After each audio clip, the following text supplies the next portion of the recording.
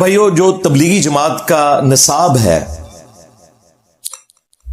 وہ شیخ زکریا کاندلوی صاحب المتوفا 1982 عیسوی نے لکھا۔ 1898 میں یہ پیدا ہوئے، 84 سال کی عمر میں مدینہ شریف میں فوت ہوئے اور بقیہ غرقد میں دفن ہوئے 1982 کے اندر۔ شیخ زکریا کاندلوی صاحب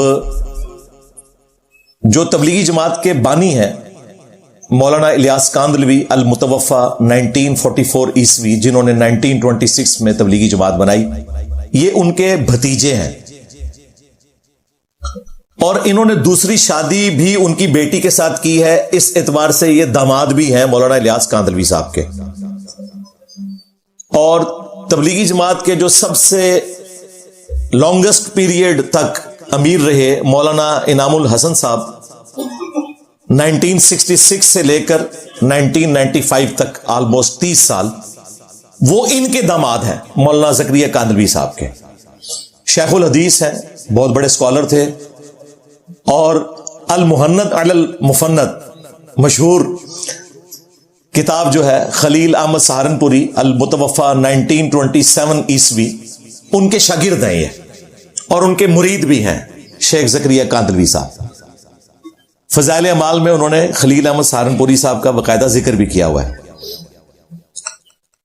تبلیغی جماعت کا یہ سلیبس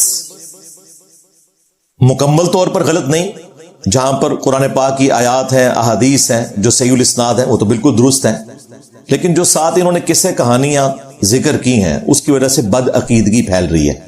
اسی لیے دیکھیں عرب دنیا میں یہ ریاض الصالحین پڑھتے ہیں امام نووی کی،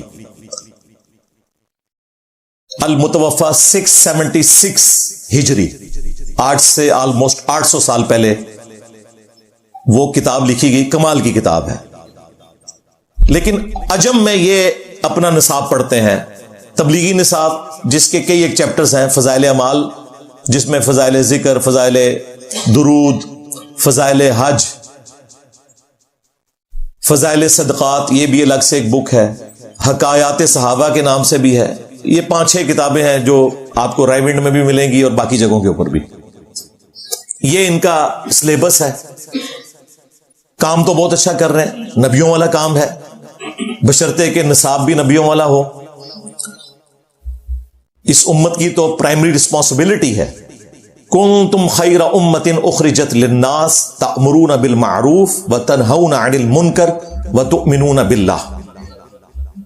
تم بہترین امت ہو جو لوگوں کے نفع کے لیے نکالے گئے، لوگوں کو نیکی کی طرف بلاتے ہو، برائی سے روکتے ہو، اور اللہ پر ایمان لاتے ہو۔ یعنی اللہ پر ایمان سچا اس کا ہے جو لوگوں کو نیکی کی طرف بلائے اور برائی سے روکے۔ اسی لیے ایمان 30 نمبر پہ ذکر ہوا۔ کام تو بہت بڑا ہی ہے، ختم نبوت صلی اللہ علیہ وآلہ وسلم کی برکت سے اس امت کو ٹرانسفر ہوا، حتیٰ کہ صحیح بخاری میں حدیث ہے، بلغوا عنی ولو آیہ، پہنچا دو میری طرف سے، خواہ تمہیں ایک آیت بھی آتی ہو نا پہنچا دو، کوئی ڈگری کی ضرورت نہیں ہے، ایک آیت بھی آئے نا تو یہ رسول اللہ کی ڈگری ہے تمہارے حق میں۔ ویسے تو ڈگریوں کی اوقات یہ ہے کہ دیوبند کی ڈگری ٹوٹل یہ وقت رکھتی ہے کہ ایک عام بریلوی بھی دیوبندیوں کے مفتی کو گستاخ رسول کہتا ہے، لو سامو۔ اور بریلویوں کی ڈگری کی یہ اوقات ہے کہ ایک عام دیوبندی بھی بریلویوں کے مفتی کو کہتا ہے یہ تو مشرک ہے۔ تو ڈگری نبی الاسلام نے دے دی، ایک آیت بھی آتی ہے وہ آپ نے آگے پہنچانی ہے۔ تو رائے ونڈ سے جو فضائل اعمال چھپتی ہے نا، کتب خانہ فیضی، وہ ریڈ کلر کی، جو رائے ونڈ خود چھپواتا ہے۔ ویسے تو اس وقت 6-7 مکتبے ہیں جو فضائل اعمال کو پرنٹ کر رہے ہیں، تو صفحہ نمبر کا فرق آ جائے گا، اس لیے میں نے وہ چوز کی ہے جو ان کی اپنی رائے ونڈ کی ہے، ریڈ کلر کی، تاکہ صفحہ نمبر بھی آپ کو وہی والا ملے۔ ادروائز کوئی مشکل نہیں ہے، دوسرے میں بھی آپ ڈھونڈ سکتے ہیں، چیپٹر سے آپ کو پتا چل جائے گا۔ لیکن پھر بھی میں نے شیطانی وسوسہ ختم کیا ہے، میں نے رائے ونڈ کی جو ہینڈ ریٹن چل رہی ہے اس زمانے کی کاتب کی لکھی ہوئی، اب تو ویسے انہوں نے سافٹ ویئر کے تھرو بھی ان پیج کے تھرو لکھوا لی ہے، لیکن رائے ونڈ سے وہی چلتی ہے اس وقت۔ ساری تبلیغی جماعت وہی ہاتھ کی لکھی ہوئی اچھی ہینڈ رائٹنگ ہے، کاتب کی لکھی ہوئی کتب خانہ فیضی کی فضائل اعمال پڑھتے ہیں، اسی کے ریفرنسز میں یہاں پر کوٹ کروں گا، 17 ریفرنسز، کیونکہ دن رات میں فرض رکعتوں کی تعداد 17 ہے، یہ اس نسبت سے میں نے 17 کا عدد چوز کیا، ورنہ یہ حوالے سینکڑوں میں ہو سکتے تھے، لیکن میرا خیال ہے 17 حوالے ایک دن رات کے اندر دماغ کھولنے کے لیے کافی ہیں انشاءاللہ تعالی۔ ریفرنس نمبر 1،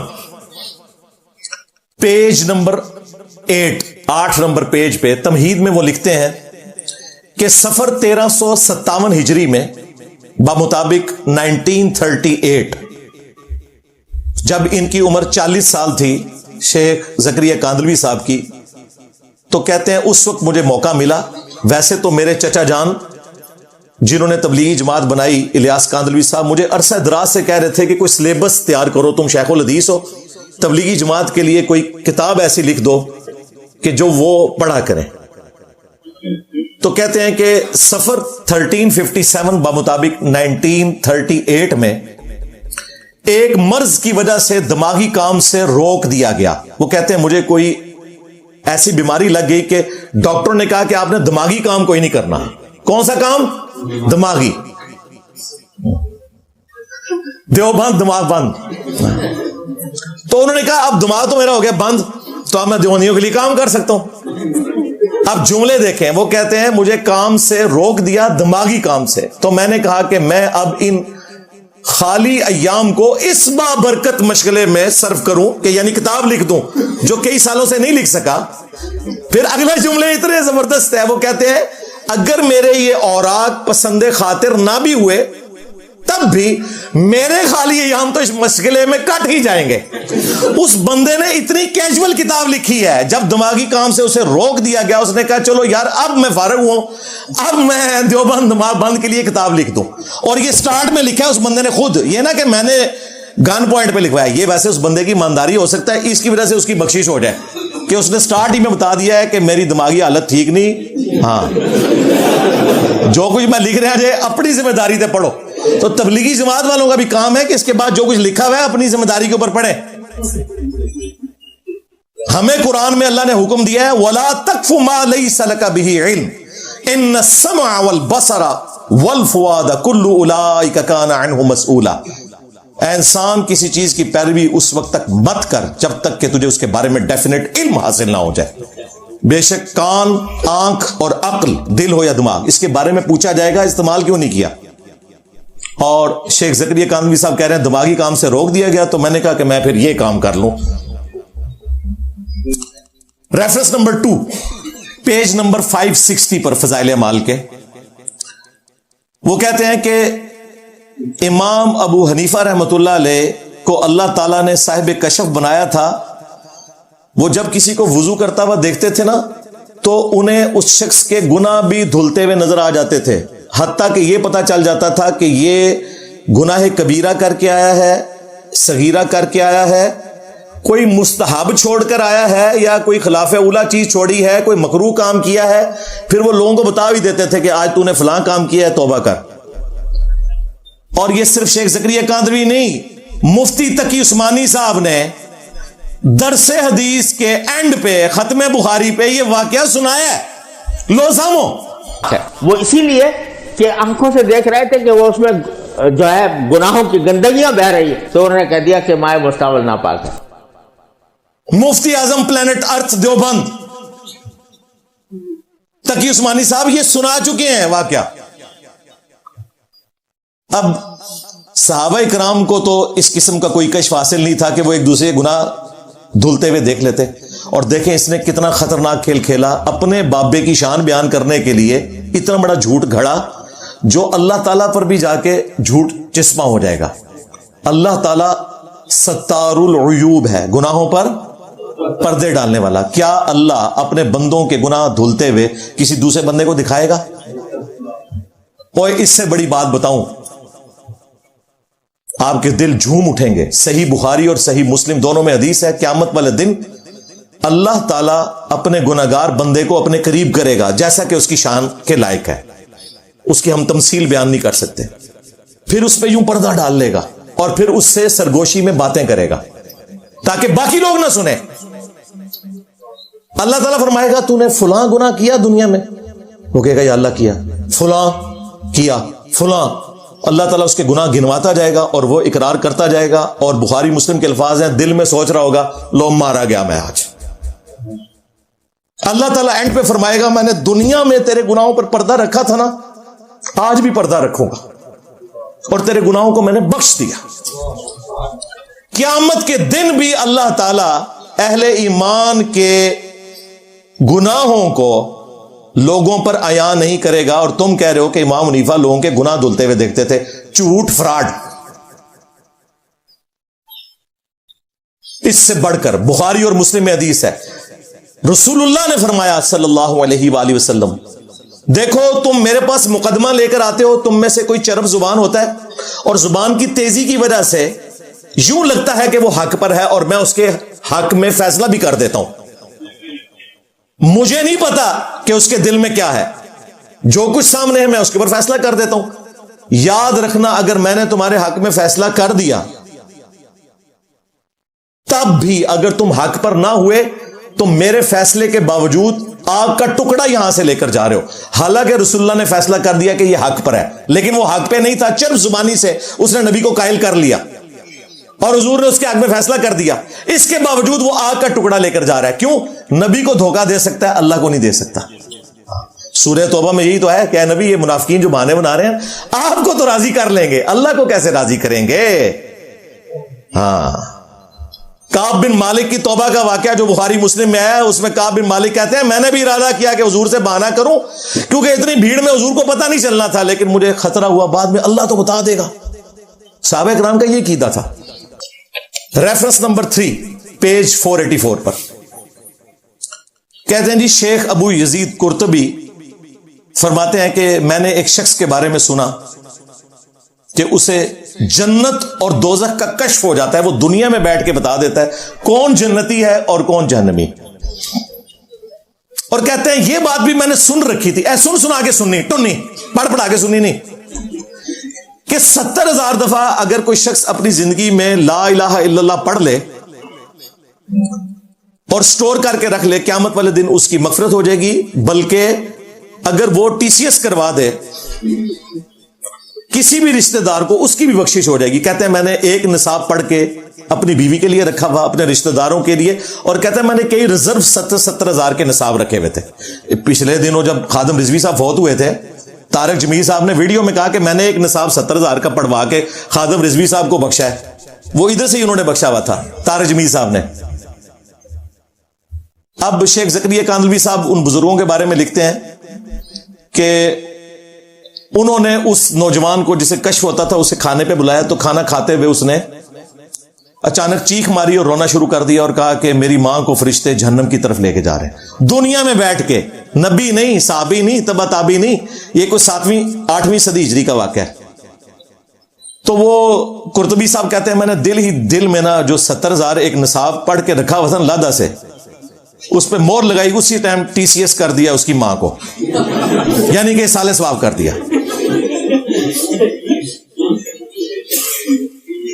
تو ایک دم وہ ہنسنا شروع ہو گیا. اس نے کہا کہ فرشتے میری ماں کو جنت کی طرف لے کے جا رہے ہیں, وہ آپ کی ٹی سی ایس ڈاک پہنچ چکی ہے. اچھا, اس کے بعد شیخ قرطبی کہتے ہیں کہ اس واقعے سے مجھے 2 فائدے ہوئے.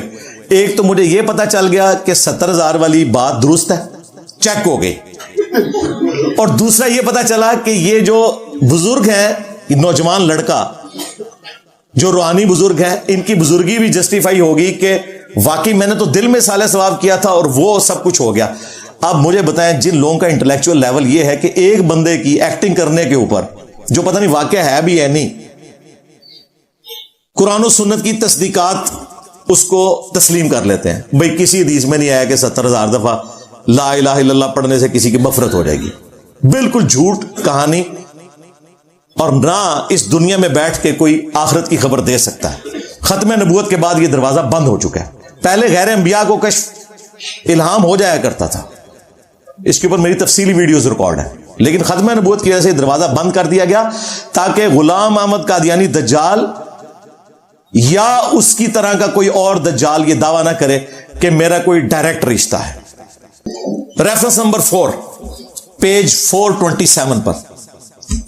کمال کی چیز ہے. کہتے ہیں جی ہمارے ایک صوفی بزرگ تھے عبدالعزیز دباغ, وہ کہتے ہیں بالکل امی تھے, وہ ان پڑھ, ان کے پاس کوئی ڈگری نہیں تھی, نہ کسی مدرسے کی نہ کسی اسکول کی. جس طرح باپا جانی ہے امیر اہل سنت, وہی باپا جانی تھی ڈگری کی تھے آئے. وہ کہتے ہیں میں نے 4 جماعتیں پڑھی ہیں ایک جگہ, 4 ایک جگہ, اگر وہی والی دوبارہ ریپیٹ کی ہیں تو ٹوٹل 4 ہیں, اگر جمع کر لیں تو 8 ہیں, میٹرک کی ڈگری بھی نہیں, اور امیر اہل سنت. اور یہ کہتے ہیں کہ ہمارے صوفی بزرگ تھے بالکل امی تھے, لیکن وہ کسی شخص کو قرآن حکیم یا حدیث بیان کرتے ہوئے سن کر اور اسے دیکھ کر بتا دیتے تھے کہ یہ آیت پڑھ رہا ہے, حدیث پڑھ رہا ہے, اور حدیث کون سی پڑھ رہا ہے, حدیث قدسی پڑھ رہا ہے یا نبی الاسلام کی حدیث پڑھ رہا ہے یا کوئی جھوٹی حدیث پڑھ رہا ہے. وہ کہتے ہیں جی وہ دیکھ کے بتا دیتے تھے. کیسے؟ وہ کہتے ہیں کہ وہ فرماتے تھے کہ جب کوئی شخص قرآن یا حدیث پڑھتا ہے تو اس کے منہ سے نور نکلتا ہے, تو مجھے اس نور کی چمک سے اندازہ ہو جاتا ہے کہ یہ آیت پڑھی ہے اس نے, یہ آیت کا نور ہے, یہ حدیث قدسی کا نور ہے, یہ حدیث نبوی کا نور ہے. اور جب نور نہ نکلے تو مجھے پتا چل جاتا تھا یہ حدیث نہیں ہے. اندازہ کریں یہ لوگ حدیثوں کو اس طرح جج کرتے ہیں, یعنی محدثین نے اپنی زندگیاں ویسے ہی گلا دی. یہ کہتے ہیں دائیں طرف سلام پھیرا سارے حافظ ہو گئے, بائیں طرف سلام پھیرا سارے ناظرہ ہو گئے. یہی بات ہے نا. صحابہ کرام کو تو یہ حاصل نہیں تھا. بخاری مسلم میں حدیث ہے, حسان ابن ثابت مسجد نبوی میں نعتیہ شعر پڑھ رہے تھے, حضرت عمر آئے, آپ نے صرف تیکھی نظروں سے دیکھا, فرمایا کچھ نہیں. حسان ابن ثابت شاعر تھے, شاعر دلیر بھی نہیں ہوتے, پھر بھی جرت دکھائی اور کہا عمر اس طرح میری طرف نہ دیکھ, تجھ سے بہتر شخصیت مسجد میں ہوتے تھے, میں انہیں بھی نعتیہ شعر سناتا تھا. محمد رسول اللہ صلی اللہ علیہ وآلہ وسلم. حضرت عمر نے کہا کہ اپنی اس بات کا گواہ پیش کرو. یعنی حضرت عمر کو بھی نہیں پتا تھا کہ یہ نعتیہ شعر پڑھتے تھے نبی اسلام کے سامنے. ہو سکتا ہے کسی صحابی سے حدیث چھپی رہ جائے سوائے ان کے بزرگوں کے, وہ کہتے ہیں انہوں نے ساری حدیثاں پتا سن. تو انہوں نے کہا یہ ابو ہریرہ بیٹھے ہیں. ابو ہریرہ نے کہا امیر المومنین میں گواہی دیتا ہوں کہ یہ سچ کہہ رہے ہیں, بلکہ نبی الاسلام نے تو دعا کی تھی کہ اے اللہ روح قدس کے ذریعے حسان کی مدد فرما جس طرح تو نے عیسیٰ ابن مریم کی مدد فرمائی تھی. وَأَيَّدْنَاهُ بِرُوحِ الْقُدُسِ. حضرت عمر خاموشی سے وہاں سے چلے گئے, ایکسپٹ کر لیا. حضرت عمر کو تو حسان ابن ثابت کے منہ سے نور نکلتا ہوا نظر نہیں آیا کہ یہ حدیث ہے بھی ہے کہ نہیں. لو سامو, ان کے بزرگوں کو تو نور سے پتا چل جاتا تھا. حضرت عمر نے گواہی طلب کی. او بھائی دین اس طرح ہی چلتا ہے, کس سے کہانیوں پہ نہیں چلتا. امام مسلم کا آپ مقدمہ پڑھ کے دیکھیں, محدثین کی ایفرٹ اس کے اوپر رہی ہے کہ وہ چیک کریں کہ راویوں کے حالات زندگی کیا ہیں, وہ جھوٹ تو نہیں بولتے تھے, ان کا حافظہ تو نہیں بگڑ گیا تھا, اختلاط کا شکار تو نہیں ہو گئے تھے. اسماء و رجال کا اتنا کمپلیکس علم ہے جسے ڈیولپ کیا گیا ہے یہ چیک کرنے کے لیے. ورنہ اگر اس طرح کا کوئی علم ہوتا کہ منہ سے نکلنے والے نور سے اندازہ کر لے کوئی کہ یہ آیت ہے, حدیث ہے, حدیث بھی کون سی ہے, تو بھائی یہ سب لوگ جو ہیں وہ نعوذ باللہ اپنی زندگیاں ضائع کرتے رہے. سب کہانیاں جھوٹ بولتے ہیں یہ. اور اسی پیج پہ آگے چل کے انہوں نے اپنے بزرگ کو بھی بیچ میں نا شامل کر دیا ہے. یہ طریقہ ہوتا ہے نا, پہلے ایک پرانے بزرگ کا ذکر کر کے پھر کہتے ہیں جی ہمارے بھی جو شیخ تھے نا خلیل احمد سہارنپوری, وہی المحند علی المفند والے, المتوفا 1927 عیسوی, وہ شیخ زکریا کاندلوی کے پیر صاحب ہیں. کہتے ہیں ہمارے پیر صاحب کی بھی یہ حالت تھی کہ ایک دفعہ ایک صاحب کشف بزرگ حرم مکہ میں بیٹھے ہوئے تھے, تو وہ کہتے ہیں کہ انہیں اچانک کشف ہوا کہ پورے حرم کی کیفیت بدل گئی ہے. تو انہوں نے کہا کہ بہت بڑے کوئی اللہ کے ولی آ گئے ہیں. اور تھوڑی دیر بعد خلیل احمد سہارنپوری صاحب وہاں آ گئے. ان کا دیکھا, میں نے پہلے ہی آپ کو بتایا تھا, اندازہ کرو انہیں کدھر ویکھ لیا ہونا ہے, انہیں نال کہانی سٹ دیتی اپنی. ریفرنس نمبر 5 پیج نمبر 561 پر آپ یہ سنیں گے اور سر دھنیں گے ان کی عقل کے اوپر. کہتے ہیں ہمارے شاہ عبد الرحیم صاحب کا ایک خادم تھا. کہتے ہیں ہمارے بزرگوں کے خدام کی یہ حالت تھی, بزرگوں کو تو چھوڑ دیں, ان کا ایک خادم تھا جو کئی روز استنجے کے لیے جاتا نہیں تھا, اسے ہر جگہ انوار نظر آتے تھے. وہ کہتے ہیں کہ اس کے اوپر کشف کی ایسی کیفیت تھی کہ ہر جگہ اسے اللہ تعالیٰ کے انوار نظر آتے تھے, تو وہ ڈر کے مارے ٹوائلٹ میں بھی نہیں جاتا تھا کہ وہاں پہ بھی انوار نظر آئیں گے تو میں پیشاب کہاں کروں گا. یہ ان لوگوں کی عقل کا لیول ہے. انہوں نے اگر بخاری مسلم پڑھی ہوتی تو ان کو پتا چلتا کہ ٹوائلٹ میں انوار نہیں نظر آتے. بخاری مسلم میں حدیث ہے, نبی علیہ السلام نے فرمایا جب ٹوائلٹ جانے لگو تو پڑھو اللہم انی اعوذ بک من الخبث والخبائث, اے اللہ میں تیری پناہ میں آتا ہوں شریر جنوں اور شریر جننیوں سے. ٹھیک, شریر انوار اور شریر انواریوں سے نہیں. اس نے دیکھا انوار نظر آتے تھے, ان کو استنجے خانے میں انوار نظر آتے ہیں. ریفرنس نمبر 6 پیج نمبر 362 کہتے ہیں سعید ابن مسیب تابعی 50 سال تک عشاء کے وضو سے فجر کی نماز پڑھتے رہے. پھر کہتے ہیں ہمارے امام حنیفہ کے بارے میں بھی بعض لوگوں نے 40 سال اور بعض نے 50 سال. مجھے بتائیں 50 سال اس کے اوپر کوئی سی سی ٹی وی کیمرہ لگا ہوا تھا جو چیک کرتا رہا کہ یہ روزانہ عشاء کے وضو سے فجر پڑھتا ہے؟ اور اگر اس نے خود بتایا ہے تو سب کچھ ضائع ہو گیا اس کا. لو سامو ریاکاری کر کے مرا وہ. مجھ سے آگے لوگ پوچھتے ہیں آپ کتنا درود شریف روزانہ پڑھتے ہیں, آپ کتنے نوافل پڑھتے ہیں؟ میں کہتا ہوں بھائی یہ میرا اور اللہ کا معاملہ ہے, میں پڑھتا ہوں نہیں پڑھتا ہوں میں ضائع کروں؟ تمہارے بزرگ لوگوں کو بتاتے تھے, یا تو سی سی ٹی وی کیمرے فٹ تھے ان پہ 50 سال تک, دسو کی تھے یہ ریل, یا بندے ان کے ساتھ اٹیچ تھے. ان کا بھی ذکر کرو کہ ان کے خادم بھی 50 سال تک اٹیچ رہے, جو یہ بھی چیک رکھے کہ اس نے وضو بھی نہیں کیا بیچ میں. یہ کون بتا سکتا ہے؟ جھوٹ کہانیاں, اور اس سے بڑھ کر یہ ہے ہی گناہ کا کام, ثواب کا کام تو نہیں ہے. عبد القادر جیلانی کے بارے میں بھی کہتے ہیں دین کی تعلیمات تو یہ نہیں ہے بھائی. بخاری اور مسلم میں حدیث ہے 3 اصحاب رسول اللہ کی غیر موجودگی میں آپ کے گھر آئے, دروازے پر دستک دی, نبی علیہ السلام کا پوچھا وہ نہیں تھے, تو ام المومنین نے بتایا کہ وہ نہیں ہے. تو انہوں نے کہا کہ اما جان ہمیں نبی علیہ السلام کی ذاتی زندگی کے بارے میں بتائیں, آپ کتنی نمازیں پڑھتے ہیں, کتنے نوافل پڑھتے ہیں, کتنے روزے رکھتے ہیں. تو نبی علیہ السلام تو نارمل انسان تھے, یہ ان کے بزرگ ہیں جو اب نارمل ہیں. نبی علیہ السلام کی بیوی نے بتایا کہ وہ رات کو سوتے بھی ہیں, نفل بھی پڑھتے ہیں, نفلی روزے سوموار اور جمعرات کا رکھتے ہیں. بخاری مسلم کے الفاظ ہیں 3 صحابہ نے حضور کی عبادت کو کم جانا. پھر کہا کہ نبی علیہ السلام تو اس لیے زیادہ عبادت نہیں کرتے, وہ بخشے بخشائے ہیں, لیکن ہم تو زیادہ عبادت کریں گے. شکر ہے آج کے زمانے میں نہیں تھے 295C لگتی ہے جو اپنے نبی کی عبادت کو کم جانے. لو سامو, ایک نے کہا کہ میں روزانہ پوری رات جاگ کر نوافل پڑھا کروں گا. دوسرے نے کہا میں روزانہ روزہ رکھوں گا.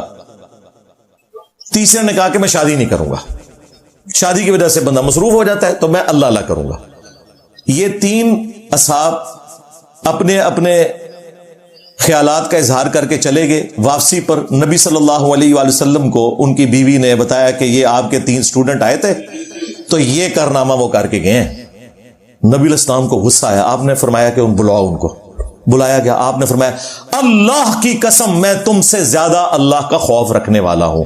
یہ حضور کے غصے کا اظہار تھا کہ تم مجھ سے زیادہ نیک بننا چاہتے ہو. یہ کون سا دین ہے جو تم لے کے چل رہے ہو؟ آپ نے فرمایا میں رات کو سوتا بھی ہوں اور نوافل بھی پڑھتا ہوں, میں نفلی روزے رکھتا بھی ہوں, چھوڑ بھی دیتا ہوں, اور میں نے اتنی بیویاں کی ہوئی ہیں.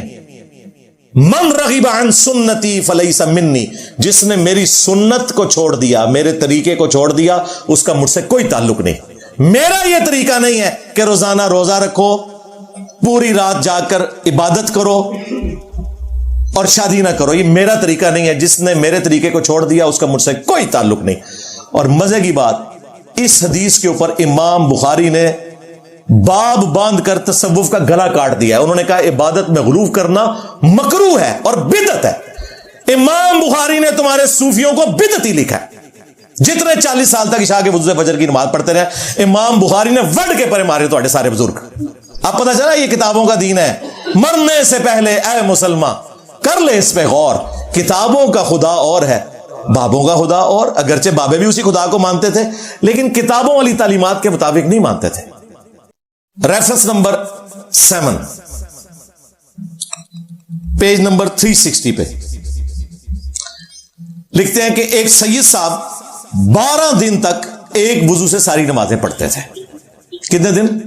12 دن، یعنی اس میں نہ سوتے تھے، نہ کھاتے تھے، نہ پیتے تھے، نہ ٹوائلٹ جاتے تھے، اور مسلسل 15 برس تک انہوں نے اپنے جسم کو کبھی لیٹنے کے لیے آمادہ نہیں کیا۔ 15 سال تک وہ جاگتے رہے جناب، اور کئی کئی دن تک کھانے پینے کی نوبت نہیں آتی تھی۔ جبکہ بخاری مسلم میں ہے کہ یہ انبیاء کا پروٹوکول ہے کہ وہ سو بھی جائیں تو ان کا وضو نہیں ٹوٹتا۔ نبی علیہ السلام نے کہا کہ ہم انبیاء کی آنکھیں سوتی ہیں، دل جاگتا رہتا ہے، یعنی ہم غافل نہیں ہوتے۔ اس لیے نبی علیہ السلام بعض اوقات تہجد کی نماز کے بعد اما عائشہ کہتی ہیں کہ آپ سوتے حتیٰ کہ میں آپ کے خراٹوں کی آواز بھی سنتی، بہت اونچے نہیں لیکن نارمل، اور پھر آپ اسی طریقے سے جا کے نماز پڑھا دیتے۔ نبی علیہ السلام سے پوچھا تو آپ نے فرمایا کہ ہم انبیاء کی آنکھیں سوتی ہیں، دل جاگتا رہتا ہے، یعنی سونے کی وجہ سے وضو کیوں ٹوٹتا ہے کہ آپ کو پتہ نہیں چلتا اپنا، انبیاء کو تو پتہ چلتا ہے اس حالت میں بھی۔ یہ معجزہ ہے، انبیاء کے لیے تو مانا جا سکتا ہے، وہ بھی 12 دن تک نہیں، 12 دن تک کوئی ٹوائلٹ نہ جائے۔ بخاری مسلم میں تو آیا غزوہ بدر اور احد کے موقع پر جنگ کے دوران بھی صحابہ کرام کو اونگ آ گئی تھی، ان کے ہاتھ سے تلواریں گر جاتی تھی، اللہ نے سکینت نازل کی، اور ویسے بھی نیند کوئی نہیں روک سکتا۔ ابھی تک بھی کوئی ورلڈ ریکارڈ ہے تو مشکل سے میرا 6-7 دن کا ہے، یہ تو grains book of world record میں آنا چاہیے 12 دن تک، کیونکہ اگر سوئے ہیں تو پھر وضو تو ٹوٹ جاتا ہے۔ تو ان کو بتانا چاہیے کہ ہمارے بزرگوں کے تو اتنے اتنے کارنامے ہیں، ان کا نام کیوں نہیں لکھا ہوا کتابوں میں؟ سب کہانیاں ہیں، وہ کہیں گے آپ ثبوت پیش کریں۔ اور یہ آپ کو کہتے ہیں جی کھائے پیے بغیر کئی دن رہتے، اور عبد القادر جنانی جو ہیں وہ اتنے سال تک پتے کھاتے رہے، اور بابا دھنکا یہاں پہ جہاں ہماری وہ ایکس پرائم منسٹر بے نظیر بھی جاتی تھیں اور نواز شریف صاحب بھی جاتے تھے، سڑک بنوا دی، ننگا پیر، اس کے بارے میں کہتے ہیں جی کئی سال تک اس نے کچھ نہیں کھایا پیا۔ تو میں نے کہا یہ فراڈی ہے، جھوٹ بول رہے ہیں۔ میری ویڈیوز کے نیچے آ کے اس کے محلے کے ایک بندے نے کامنٹس کیے کہ میں ادھر ہی رہتا ہوں، یہ کھاتا ہے، اس وقت نہیں کھاتا جب لوگ سامنے ہو، میں نے خود اسے کھاتے ہوئے دیکھا ہے، لو سامو۔ بخاری مسلم حدیث ہے، ہماری ماں سیدہ خدیجہ سلام اللہ علیہا کہتی ہیں نبی علیہ السلام جب غار ہرا جاتے تھوڑی دیر کے لیے یا چند دنوں کے لیے تو میں ان کا کھانا ان کو باندھ کر دیتی تھی۔ ہمارے نبی علیہ السلام تو کھانا اپنا ساتھ لے کے جائیں۔ پھر بخاری مسلم میں آیا اسماء بنت ابی بکر غار سور میں رسول اللہ اور ابو بکر کے لیے کھانا لے کے گئی تھی، وہ بڑی رکت انگیز حدیث ہے۔ جب حجاج ابن یوسف نے بلایا اور کہا 2 چادروں والی، تو انہوں نے کہا تمہیں پتہ ہے ان 2 چادروں کا ذکر؟ ایک چادر تھی جو میں نے تہمت کے طور پہ باندھی ہوتی تھی، اور ایک اوپر، اس کے بھی میں نے 2 ٹکڑے کیے تھے، ہمارے پاس چادر بھی دوسری نہیں تھی، اس میں نبی علیہ السلام اور ابو بکر کا کھانا باندھ کر غار سور میں دیتی تھی، اور آج اسی چیز کو تم میری چھیڑ بنا رہے ہو۔ تو کھانا تو وہاں پہنچایا جاتا تھا، ان کے بزرگ بغیر کھائے پیے زندہ رہتے ہیں، بالکل جھوٹ بول رہے ہیں، فراڈ کر رہے ہیں آپ کے ساتھ۔ ریفرنس نمبر 8 پیج نمبر 254 پر فضائل اعمال میں وہ نقل کرتے ہیں کہ ہمارے ایک بزرگ تھے جو روزانہ 3 قرآن مکمل کر لیتے تھے، اور اس پر انہوں نے اکتفا نہیں کیا بلکہ کہا کہ ایک بزرگ ایسے تھے جو روزانہ 24 گھنٹے میں 8 قرآن پڑھ لیتے تھے۔ یہ بالکل پاسبل نہیں ہے، اس کو کرامت بنا کے پیش کرتے ہیں، اس طرح کی کوئی کرامت صحابہ کرام کو حاصل نہیں تھی۔ اس کے اگینسٹ صحیح بخاری اور صحیح مسلم دونوں میں حدیث ہے، نبی صلی اللہ علیہ وآلہ وسلم نے عبداللہ بن عمر بن عاص کو یہ نصیحت کی تھی کہ مہینے میں 1 قرآن مکمل کرنا ہے۔ یہی وجہ ہے کہ بعد میں قرآن حکیم کو 30 پاروں میں ڈیوائیڈ کیا گیا تاکہ اگر کوئی برابر پڑھنا چاہے تو مہینے میں 1 قرآن کو مکمل کر لے۔ نبی علیہ السلام کے دور میں صورتیں تھی منزلیں تھی. اور کتنی منزلیں تھی؟ 7 منزلیں. اس کا ذکر بھی اسی حدیث میں ہے. عبداللہ بن عمر بن عاص کہتے ہیں کہ یا رسول اللہ مجھ میں اس سے زیادہ قوت ہے. تو آپ نے فرمایا کہ عبداللہ پھر 7 دن میں ایک قرآن مکمل کر لینا, اس سے زیادہ نہ پڑھنا. کتنے دن میں؟ 7 دن میں. ایک ایکسیپشن ملتی ہے, وہ 3 دن والی ہے, اور وہ ہے جامع ترمذی کے اندر کہ نبی صلی اللہ علیہ وآلہ وسلم نے فرمایا جس نے 3 دن سے کم میں قرآن مکمل کیا تو اس نے اس کے فہم میں سے کچھ حاصل نہیں کیا. یہ وہ لوگ جو عربی جانتے تھے, ہماری تو بات نہیں ہو رہی, ہمیں تو زیادہ ٹائم چاہیے. پھر بھی 3 دن سے کم میں قرآن مکمل نہیں کرنا. ویسے پریفریبل ہے 7 دن یا 30 دن, اور یہ کہتے ہیں روزانہ 8 قرآن.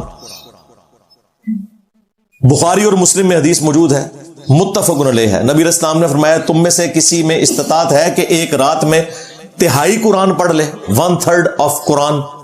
تو صحابہ کرام نے کہا کہ ہم میں سے کس میں یہ استطاعت ہوگی سوائے بزرگ بابوں کے, یہ بریکٹ میں تھا. تو آپ نے فرمایا سورہ الاخلاص پڑھ لو, وہ 1/3 قرآن کے برابر ہے. یعنی سورہ الاخلاص قل هو اللہ احد اللہ الصمد لم یلد ولم یولد ولم یکن لہ کفوا احد, جو ٹچ سٹون آف تھیالوجی ہے, توحید کا ٹچ سٹون ہے, کسوٹی ہے, یہ 1/3 قرآن کے برابر ہے اپنی فضیلت میں بھی اور دعوت میں بھی. یعنی قرآن کا 1/3 جو پورشن ہے وہ دعوت توحید کے اوپر ہے, اور اس میں ٹاپ آف لسٹ سورہ الاخلاص ہے. تو صحابہ کرام تو کہہ رہے ہیں ہم ایک رات میں 1/3 قرآن نہیں پڑھ سکتے. اب یہ کھینچتان کے ایک روایت حضرت عثمان کے بارے میں لے کے آتے ہیں کہ جی وہ ایک رات میں پورا قرآن پڑھ لیتے تھے وتر کے اندر. وہ الگ سے میں نے ویڈیو ریکارڈ کروائی ہے, اور میں نے بتایا کہ یار اس طریقے سے چیزیں نہیں ہیں جو آپ پریزنٹ کرتے ہو, وہ ایک الگ سے ٹاپک ہے. یہاں واضح مرفوع احادیث موجود ہے کہ 3 دن سے کم میں نہیں, اور پریفریبل ہے 7 دن میں.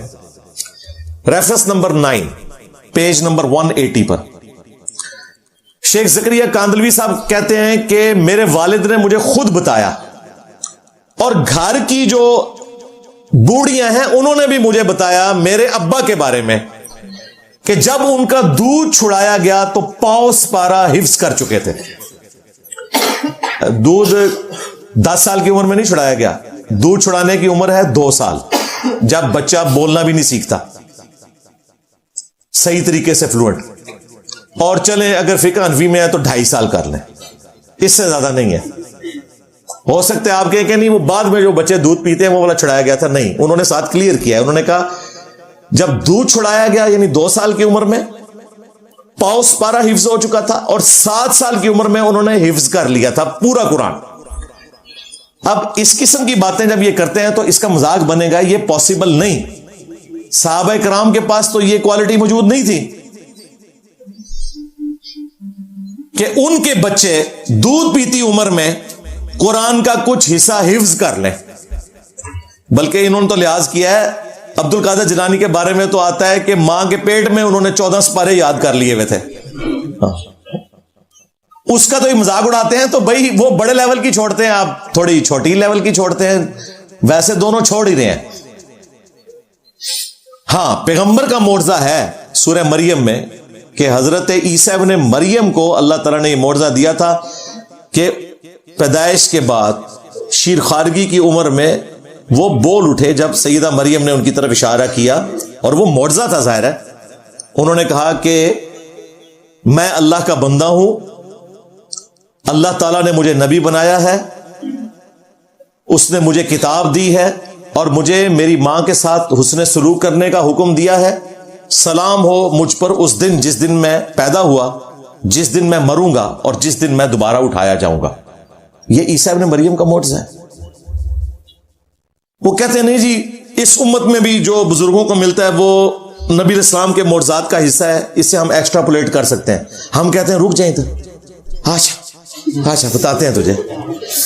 بتاؤ تم میں کون کون سا بابا ایسا ہے جو بغیر باپ کے پیدا ہوا ہے یا اس کا باپ نہیں مل رہا؟ کیونکہ عیسیٰ ابن مریم کا تو باپ نہیں تھا, وہ روح من ہے, سورہ مریم میں آیا کہ عیسیٰ اور ان کی والدہ کو ہم جہان والوں کے لیے نشانی بنانے والے ہیں. اگر یہی معجزہ کسی بابے کے حق میں ہم مانیں اور کہیں یہ اتنے عظیم بزرگ ہیں کہ ان کے والد کوئی نہیں ہے, ہاں, تو آپ کی ہنسی بتا رہی ہے کہ اسے کوئی کرامت نہیں مانے گا. ہاں, اس کا مطلب وہی سمجھ لیں گے جو آپ سمجھ رہے ہیں. ہاں, تو اتنی آپ کرامتیں بناتے ہو, یہ بھی بناؤ نا کہ اس کا بھی ابا کوئی نہیں, اس کا بھی ابا کوئی نہیں, اس کا بھی ابا کوئی نہیں. دیکھیں نا, حضرت عیسیٰ بھی تو بغیر باپ کے پیدا ہوئے تھے. تو اس کا مطلب یہ ہے تمہاری متھ ٹوٹ گئی کہ اگلے انبیاء کے معجزات بھی اس طریقے سے اس امت میں ٹرانسفر کریں گے. نہیں, ایسا نہیں ہوگا. یہ معجزہ تو ہمارے پیغمبر کے حق میں نہیں ہے کہ ان کے والد نہ ہو. چاہے جائے کہ تم باقی لوگوں کے بارے میں کلیم کرو.